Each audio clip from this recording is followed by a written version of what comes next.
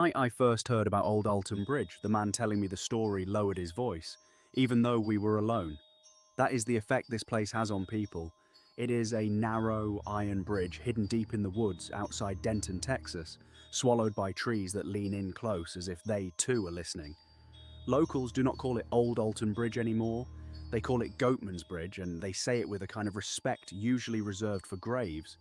To understand why, you have to go back more than a century, to a man named Oscar Washburn. Oscar was a goat farmer, one of the most successful in the county, and black in a time and place where that success made him a target.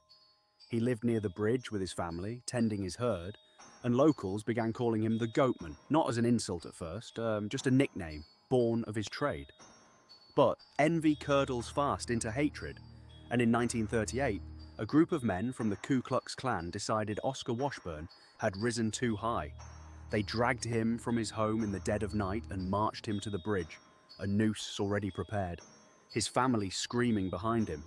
They threw the rope over the iron beams and pushed him off, expecting the darkness below to swallow him whole and end it.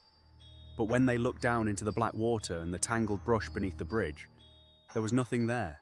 No body, no rope snapping taut, just silence, and the sound of the creek moving on as if nothing had happened at all. Panicked, believing witnesses might come, the men fled into the night, and Oscar Washburn was never seen again. Not as a man, anyway. What came after is where the story stops being history and becomes something else entirely. People who lived nearby began to speak of a creature stalking the woods around the bridge, something with the broad shoulders of a man but a face that was wrong, elongated, animal, with two horns curling back from its skull and eyes that caught headlights like a beast's. They called it, of course, the Goatman, and they said it had taken Oscar's place, that his rage and his death had transformed him into something that could never be lynched again, something that hunted the men who once hunted him, and anyone foolish enough to wander onto that bridge after dark. For decades, the story stayed local, passed between hunters and farmhands, until teenagers in Denton turned it into a rite of passage. The rules were always the same, and they were always taken seriously, even by the ones who laughed about it in daylight.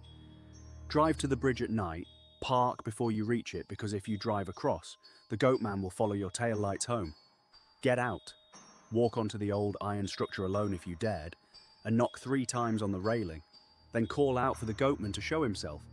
Some said you had to say it was Oscar's bridge, that you meant no harm, that you had only come to pay respect. Others said any words at all would do, as long as you knocked and waited. Countless people have walked that bridge and walked back laughing, calling it nothing but old wood and older rumours. But enough of them have come back changed, that the story never faded. There are accounts from the 1970s of teenagers hearing something enormous moving through the brush beneath the bridge, matching their footsteps step for step, invisible in the dark canopy, until it let out a sound that was not quite a goat's bleat and not quite a man's scream, and the group ran without looking back. There are accounts of car engines dying the moment they crossed onto the bridge, headlights flickering out simultaneously, leaving people stranded in absolute blackness, with only the sound of the creek and something breathing nearby that was not any of them. There are stories of red eyes low in the tree line, watching without blinking, and of scratch marks found on car doors. The next morning, 4 parallel gouges too deep and too wide to have been made by human hands. One story in particular has stayed with locals for years. A group of 4 friends drove out one October night, determined to disprove the legend once and for all. They parked, walked onto the bridge together, and one of them, laughing, knocked on the railing 3 times and shouted into the dark for the Goatman to come out, if he was really there. For a long moment, nothing happened. Then the woods went quiet, the kind of quiet where even insects stop, and they heard something heavy step onto the far end of the bridge. They could not see it clearly, only a shape, tall and broad, standing perfectly still where the road disappeared into trees. One of the girls screamed and they all ran for the car, and as they scrambled inside, the driver swore that in his rearview mirror he saw the shape cross half the bridge in a handful of strides, moving faster than anything with 2 legs should be able to move. The car started on the first try, which the driver would later say felt like the only mercy he was given that night, and they did not stop driving until they reached the highway. Paranormal investigators who have studied the site describe a heaviness to the air around the bridge that has nothing to do with humidity, an oppressive stillness that sets in the moment you step onto the iron grating. Recording equipment has captured what some interpret as guttural breathing. Beneath the natural sounds of the creek and EVP sessions have returned a single repeated word that investigators transcribe only as a low, drawn-out no, as though something beneath the bridge is warning visitors away before they go any further.